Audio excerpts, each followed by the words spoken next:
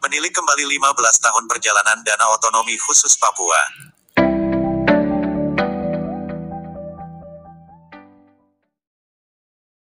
Sebelum menonton jangan lupa tekan tombol subscribe dan like di channel Yohanes Aso.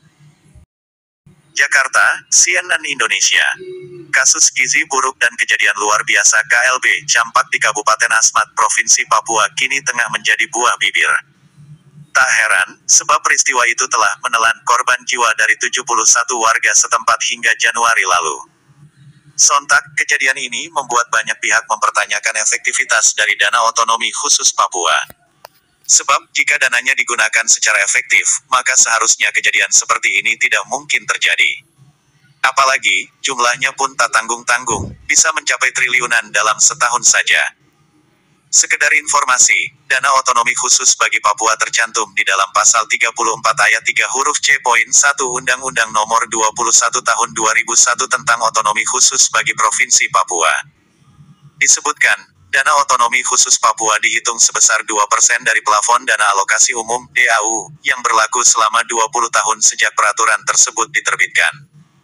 Dana Otonomi Khusus yang digulirkan tentu harus memiliki alokasi masing-masing. Untuk kesehatan dan perbaikan gizi, contohnya, pemerintah daerah harus menyisihkan sekurang-kurangnya 15% dari Dana Otonomi Khusus per tahunnya. Dengan total dana terhimpun sebanyak Rp 47,9 triliun antara tahun 2002 hingga 2016 lalu. Maka sekurang-kurangnya Rp 7,18 triliun sudah tersalurkan demi perbaikan kesehatan Papua dalam 15 tahun terakhir. Dengan jumlah uang yang begitu banyaknya, tak heran jika kejadian gizi buruk dan wabah campak ini membuat banyak pihak mempertanyakan efektivitas Dana Otonomi Khusus Papua. Menteri Keuangan Sri Mulyani Indrawati pun memberi perhatian lebih. Tak tinggal dia. Bendahara negara itu mengaku akan mengevaluasi kembali terkait Dana Otonomi Khusus Papua ini benar-benar dimanfaatkan dan dikelola dengan manajemen yang baik atau tidak. Ia mengatakan, dana ini seharusnya digunakan untuk meningkatkan kemakmuran masyarakat Papua dan peningkatan kualitas sumber daya manusia (SDM). Namun, karena dana ini berupa dana langsung yang ditransfer dari anggaran pendapatan dan belanja negara (APBN), Block Grant, sehingga pemanfaatan dana tersebut ditentukan langsung oleh pemerintah daerah setempat. Kejadian akhir-akhir ini seperti krisis gizi memberikan pembelajaran. Apakah anggaran otonomi khusus itu pemanfaatannya dan manajemen tata kelolanya berkaitan dengan tujuan otonomi khusus itu sendiri? Jelas Sri Mulyani. Tak hanya Sri Mulyani, Ketua Dewan Perwakilan Rakyat DPR RI Bambang Susatyo ikut bersuara. Ia berharap ada evaluasi Dana Otonomi Khusus Papua seiring kualitas hidup masyarakat Papua yang tak serta-merta terdongkrak. Terlebih, Dana Otonomi Khusus Papua selalu mengalami tren peningkatan antar periodenya. Secara umum, Dana Otonomi Khusus Papua dalam 15 tahun naik 290,57% dari Rp 1,38 triliun di tahun 2002 menjadi Rp 5,39 triliun di tahun 2017. Tapi di sisi lain, indikator kesejahteraan masyarakat seperti tingkat kemiskinan hanya berkurang 32,05% di dalam rentang waktu yang sama. Maka itu, Dana Otonomi Khusus Papua ini memang sudah patut dibedah untuk mengukur efektivitasnya. Apalagi, penyaluran dana ini pun akan berakhir di tahun 2021 mendatang. Hanya saja, membedah alokasi Dana Otonomi Khusus Papua tak semudah yang dibayangkan. Peneliti senior dari Pusat Penelitian Politik Lembaga Ilmu Pengetahuan Indonesia, LIPI, Siti Zuhro mengatakan, jika sekali saja Dana Otonomi Khusus ini diperkarakan, maka sentimen mengenai ketidakpercayaan pemerintah pusat terhadap masyarakat akan timbul. Ujung-ujungnya, ini bisa memicu gerakan separatis yang makin menjadi-jadi. Tapi di sisi lain, ia menilai bahwa masih banyak alpa pada pemanfaatan Dana Otonomi Khusus Papua.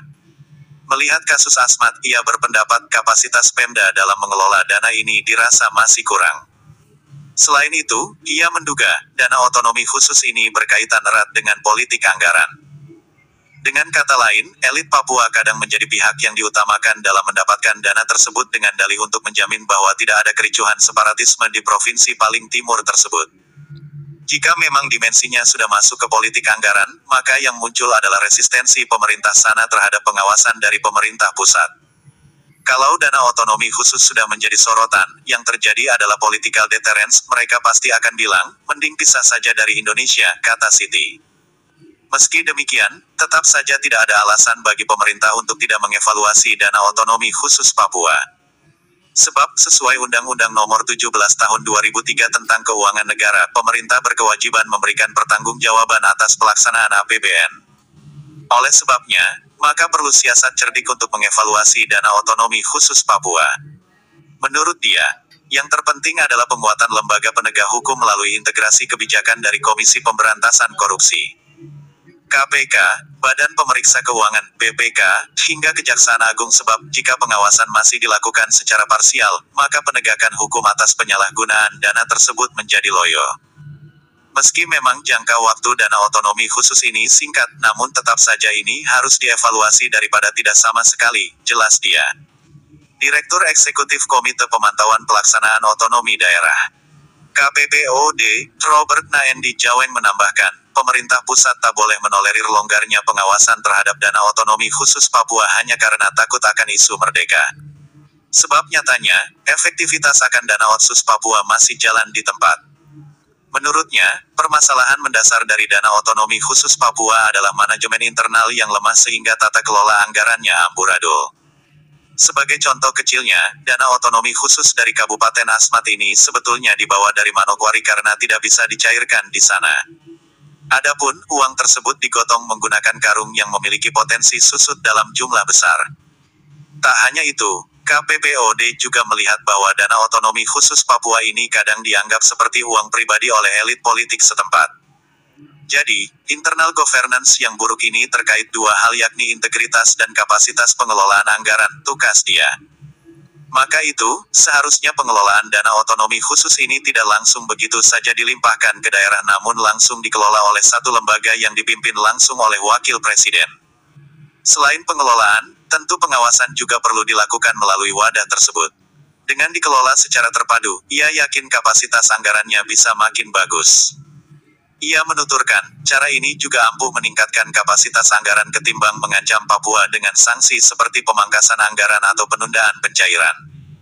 Jika itu terjadi, yang muncul adalah distrust. Kalau sudah begitu, maka akan timbul kembali main ancam, isunya digoreng dan dimanipulasi bahwa ada diskriminasi dari Jawa terhadap Papua, papar dia. Seiring perbaikan infrastruktur Papua yang makin membaik, ia berharap sentimen buruk itu bisa semakin mereda. Selain itu, kepercayaan masyarakat Papua akan pemerintah pusat secara otomatis akan membaik jika pembangunan sumber daya manusia (SDM) juga mumpuni. Jika itu bisa diwujudkan, maka membedah dana otsus Papua bisa jadi perkara yang tak sulit lagi.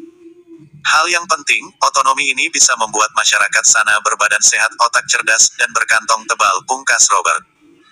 Terima kasih dan cukup sekian berita terbaru dari kami dan jangan lupa tekan tombol subscribe dan like di channel Yohan.